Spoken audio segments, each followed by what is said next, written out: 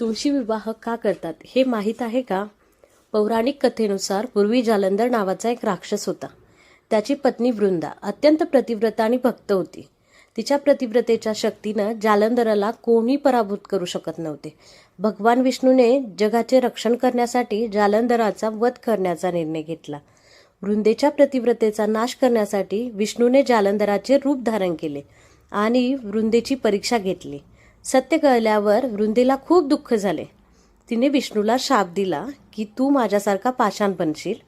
या शापामुळे विष्णू शाळग्राम शिळेत परिवर्तित झाले आणि वृंदा मृत्यूनंतर तुळशी वृक्ष म्हणून पृथ्वीवर प्रगट झाली.